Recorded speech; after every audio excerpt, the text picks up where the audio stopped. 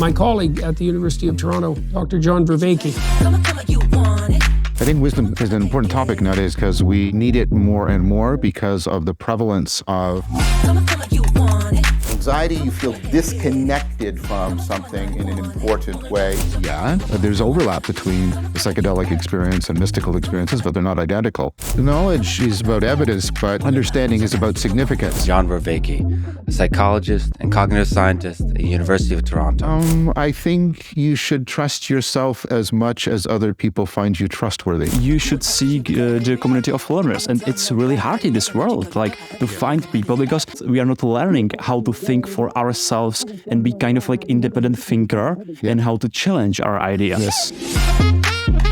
We need the kind of education that is provided by artists and musicians. We don't just represent certain features of the world, we actually instantiate them in the very guts of our cognition. A lot of that information is actually bullshit in the technical sense of the word. Welcome to the Brain VR podcast. Today we've got a pleasure to have here John Vervaeke from Toronto University. John, welcome to Prague, and it's a pleasure to have you. It's great to be here. Really good to be here. I would like to ask you first about wisdom. You had a talk here in Prague. So what are the most important features of wisdom? The most important features of wisdom, I think, is that meta-perspectieval ability, the ability to take multiple perspectives and internalize perspectives other than your own into your own metacognition. So you increase your capacity for self-correction, for insight, and also for interfacing and entering into deeper dialogos with other people and complex situations with high novelty. You can insightfully cut through to what's relevant, and you can fit yourself, your agency to that situation so you act most appropriately within it. And why do you think wisdom is an important topic nowadays?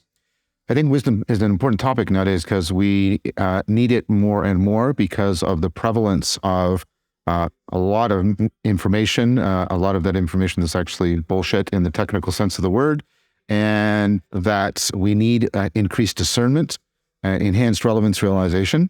And this is precisely at the time when most people have lost connection to the religious traditions that used to home the ecologies of practices that allowed people to cultivate wisdom. I'm not advocating for a return to religion, neither am I precluding it, but for most people, religion isn't the place where they turn for wisdom, but what's the alternative for them is the crucial question that we're facing right now. And for many people, it's kind of an autodidactic thing where they sort of cobble together practices here and there and beliefs here and there. And frequently that autodidactic thing can be a mess that just exacerbates subjective bias, egocentrism, and even can, as we see in general, further narcissism. Mm-hmm.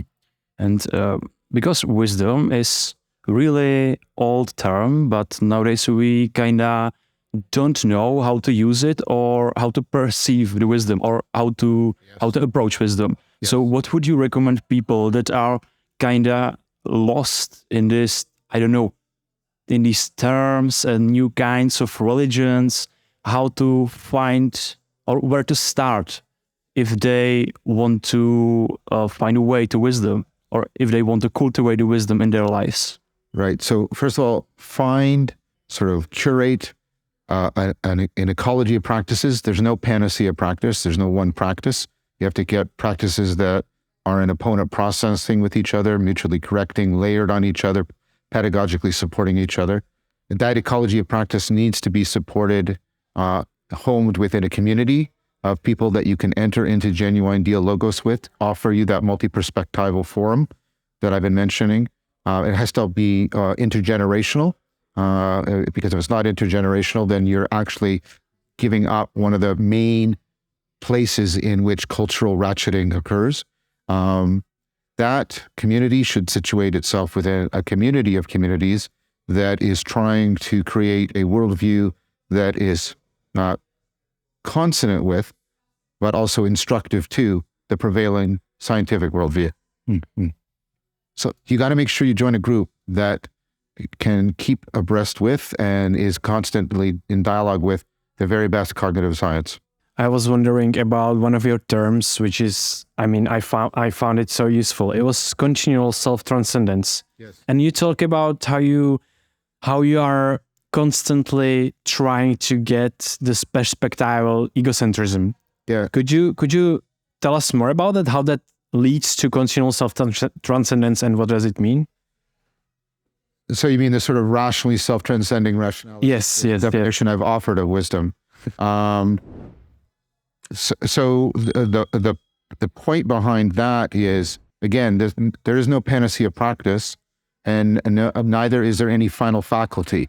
There isn't any one part of you, your imagination, your intuition, your emotions, your reason, right, that can be the guide to this. They have to be put together. This is Plato's model of an internal culture that is constantly integrating the different kinds of knowing, so that you're getting, and this is another characteristic of wise people's profound understanding.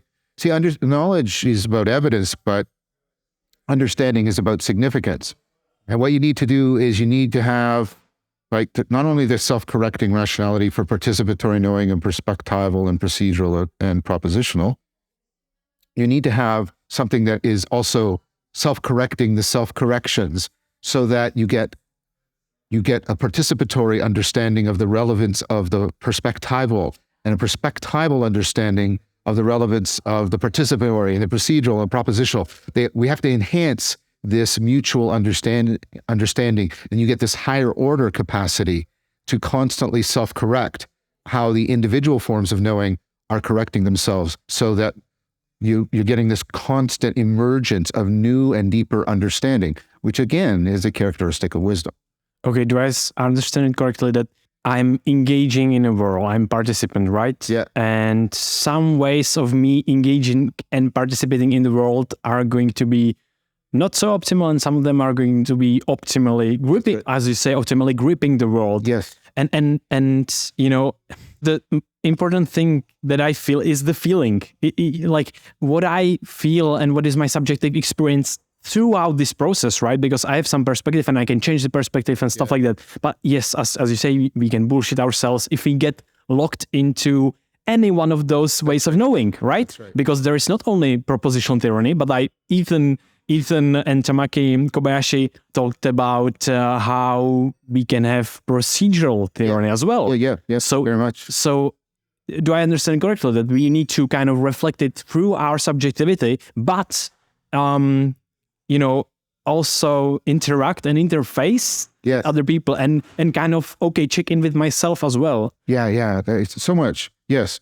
And putting them in the right balance. In fact, I advise my students that when you're trying to get normative guidance of how well you're doing in the cultivation of wisdom, don't pay attention so much to all your internal phenomenology, right? Or pay attention to whether or not people are telling you that in many different domains of where they're seeing you in your life, you're getting more flexible, more insightful, more incisive, more decisive, more capable, right? And more compassionate, more virtuous, because that's actually the real measure, because that's the measure outside of your egocentrism that you should orient to. I don't mean totally ignore. I mean, you should feel motivation, you should feel connected. But if you want feedback, you need it to come largely from other people.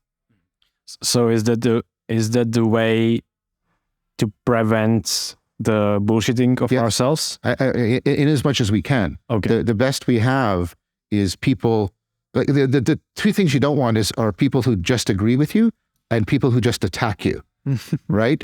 Because neither one of those will actually provide self-correction. So that's what I've been trying to develop, this notion of dialogos, where we get off of, do we agree or not, right? And we instead, am I helping you give birth to yourself? And are you helping me to give birth to myself? The Socratic notion. Are we both growing and moving? We don't have to, if we can get out of the agreement, we can get out of, those two poles that really hamper self-correction. Everybody agrees with me, echo chamber, or everybody attacks me, which is, and those are the two options we're offered right now, and neither one of them is conducive for correction.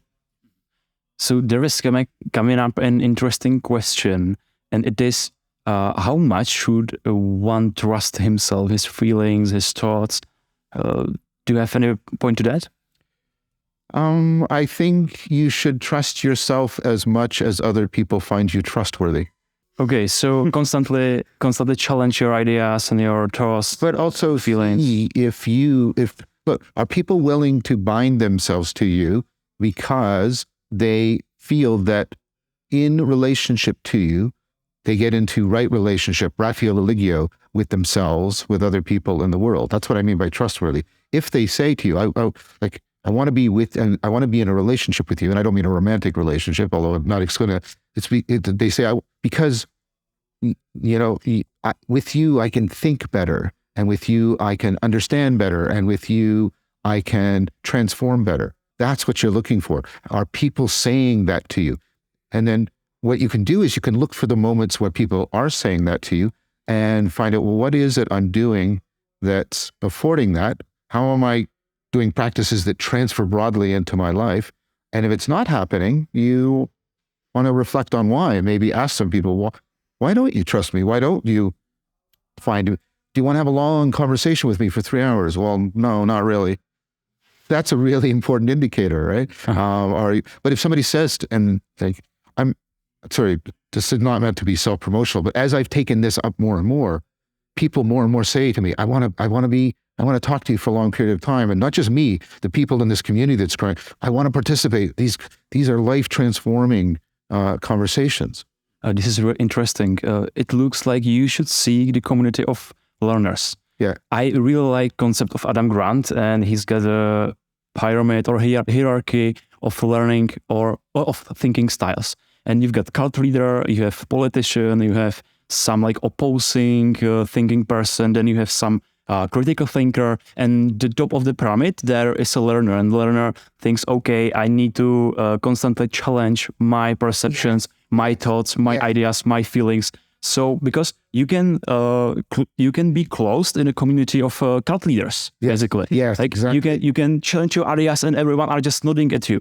But you should see the community of learners, and it's really hard in this world, to find people, because we are not taught. We are not learning how to think for ourselves and be kind of independent thinker, and how to challenge our ideas. Yes. But the ideal you just put forth, that's the Socratic ideal, right? And Socrates made it very clear that his self-examination and his examination of other people were completely interdependent. You could not separate one from the other.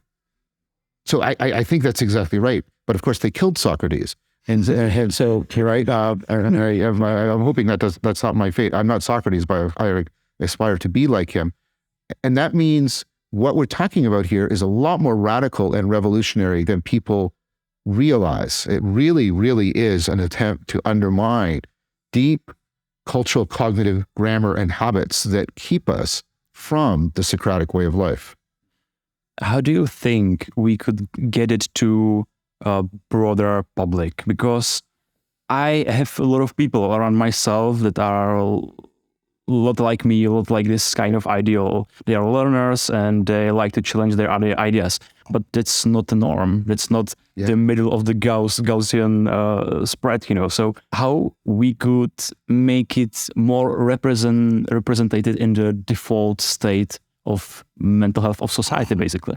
Well, that's why I made reference to the Bildung movement, and we need to have education. And this is Zach Stein's idea too about education at a time, two worlds. There is a variation. First of all, we can't.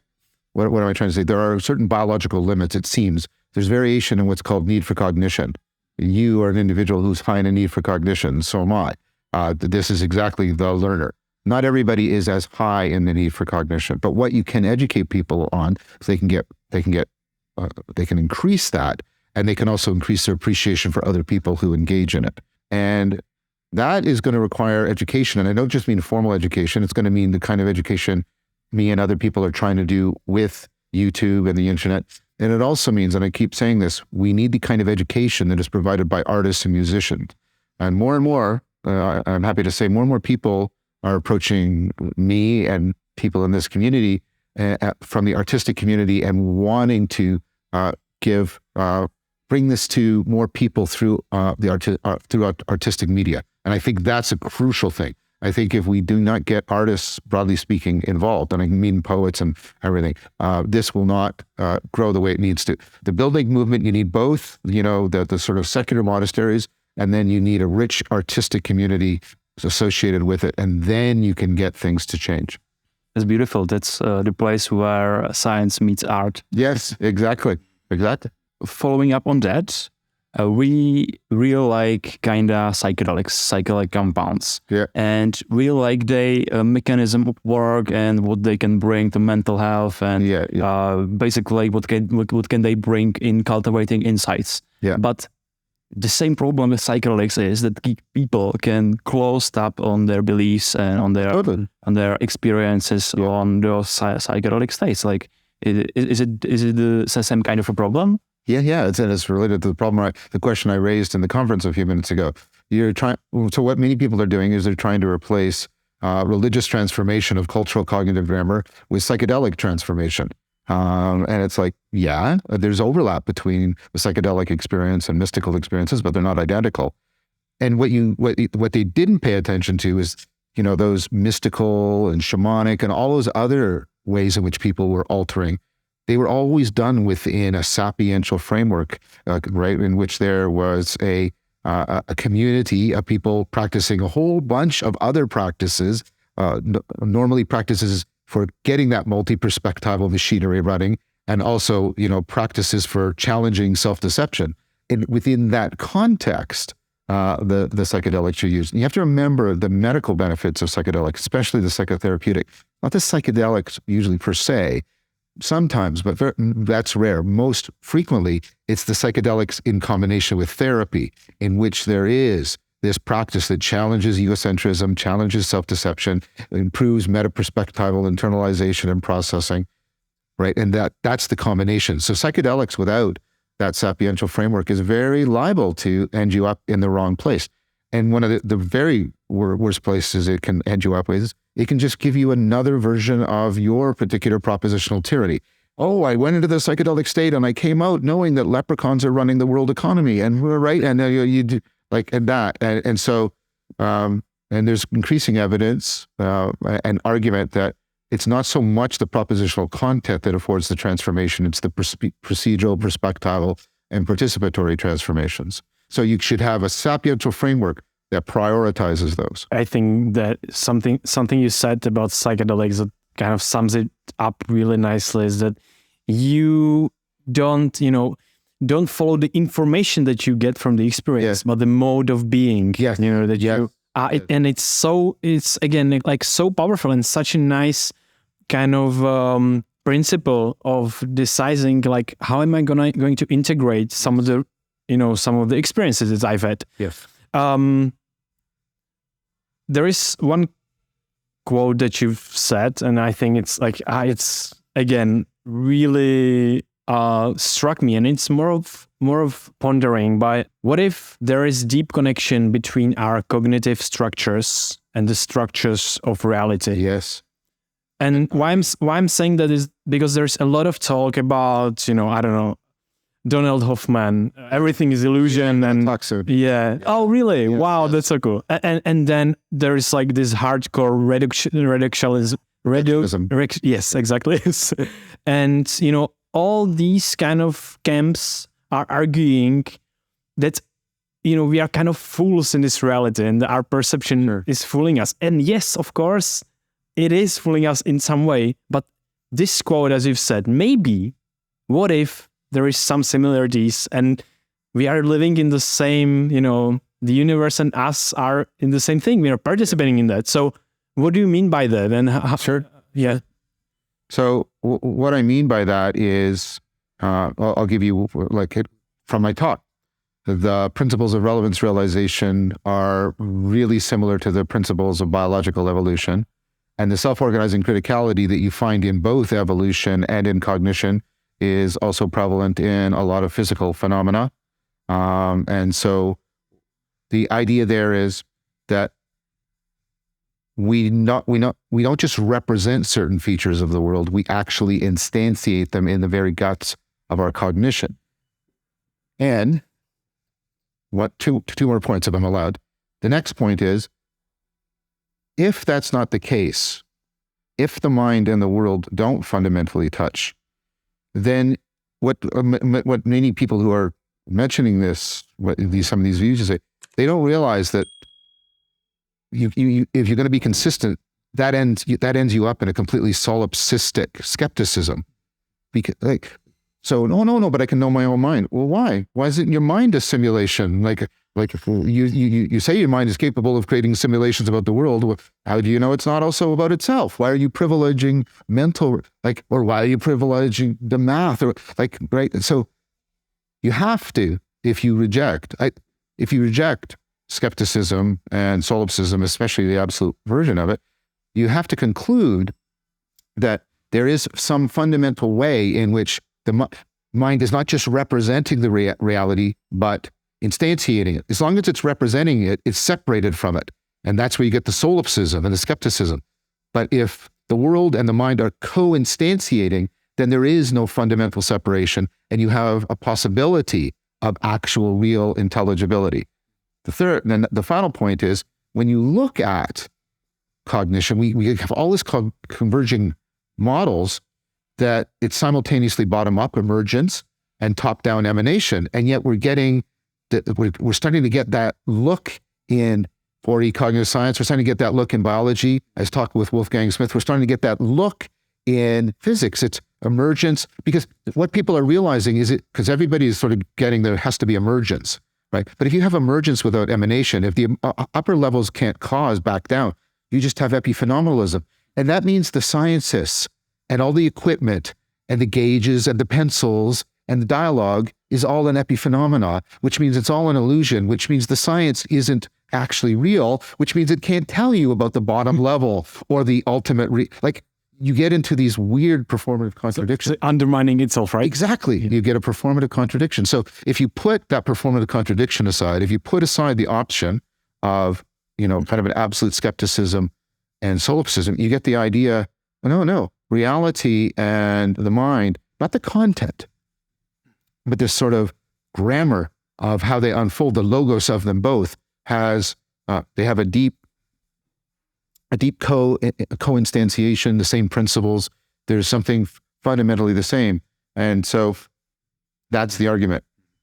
I love, we talked with Michael Levin as well, and I love how he says, and it reminds me that we, there are some order of the universe, there are some principles of working, and our biology, our organism is using those to function. Yes. It's harnessing the laws of the nature, laws of the universe. And then why would be so much different from those laws if we are running on them, right? Exactly. So that was like a point Michael had, and it was just reminded me of this. So for me, the ancient framework that really explicated that possibility is the Neoplatonic framework. And the Neoplatonic framework and the learned ignorance that's the end of that whole process, that's just the development of Socrates' wisdom claim that he knew, his wisdom consisted in he knew what he did not know. It's learned ignorance and developing it. And that Neoplatonic framework, I think, is now coming back into vogue, along with things that went into it, like Stoicism, etc. And I don't think that's a coincidence. Could you please describe more what Neoplatonic means? So it means the whole tradition, starting from Socrates and all the way through, you basically take Socratic dialogos, and then you mix it with Platonic spirituality, anagoge, reciprocal opening, and then you integrate Stoic models of virtue. And it's like the great fight. It sounds like super philosophy. Yes, it is. Super practical philosophy. So what a lot of people don't realize is just before the advent and the dominance of around the same time as the advent of Christianity, but before the dominance of Christianity, the whole ancient philosophical world had come to a point of not complete consensus, but strong convergence around this Neoplatonic framework. And then, of course, Christianity took it up. But here's what's interesting about that Neoplatonic framework.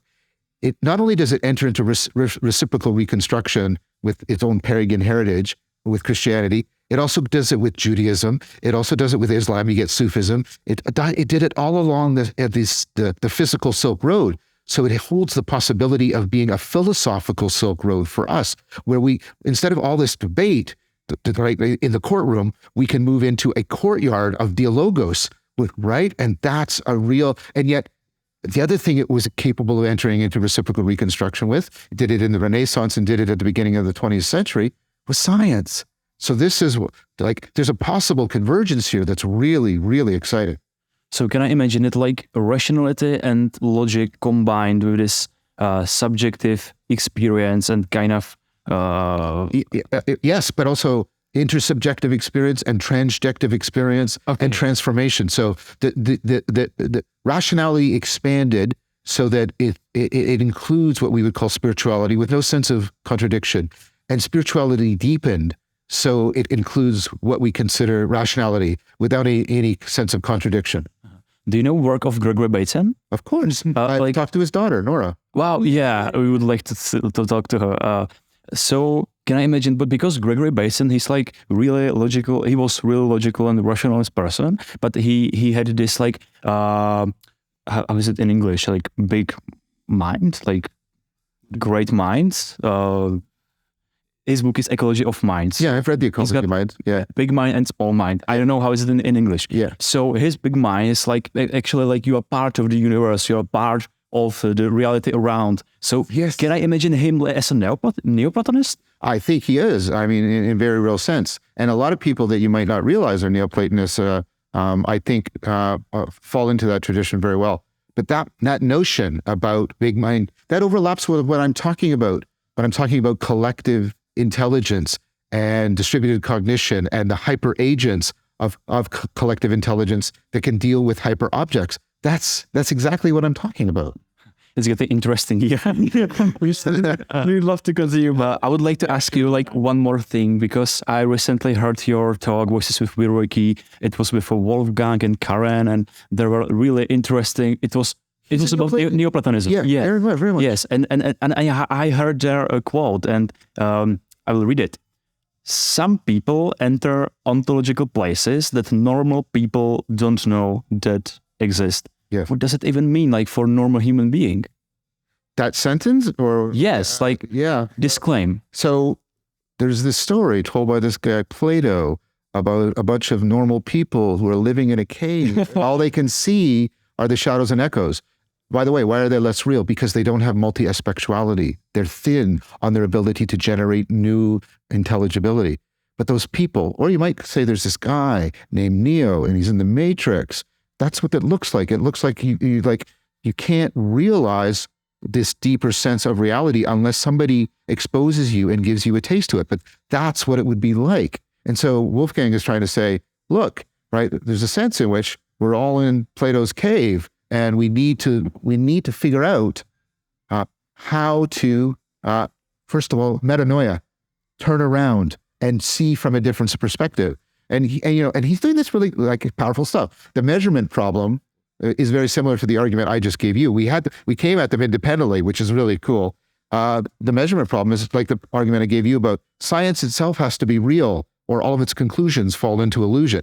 And his point is, the measuring instruments can't be at the quantum level if they're going to allow us to measure the quantum level. So that level has to be equally real. As soon as you introduce levels of reality, right, and you've got emergence up and emanation down, you're sitting in the Neoplatonic framework. That's why he was so happy to say, yeah, of course, that's exactly what I'm advocating for. That was such powerful convergence. We're going to talk again soon. Okay, yes. I've got here like plenty of insights. Thank you for that. We could speak for hours, but we need to get back to the conference. Yeah. Thank you very much for your time, and enjoy your stay in Prague. It's been really great getting to meet you both in person. It's really wonderful. Thank you so much. Yeah, thank you so much. I mean, I was thinking of referencing the interfacing. It's so powerful, and I wanted to also talk about the difference. Oh, I see on the screen, and it's such a huge moment for us, but now it's even more ecstatic. Like, we are really starstruck. Thank you so much for your work. It's been a pleasure to talk to. Hopefully to talk in the future again. And yeah, it's just a lot of stuff going on. And yeah, just thank you, and keep doing what you're doing, because it's amazing and it's helping a lot of people. Thank you so much. Thank you, gentlemen.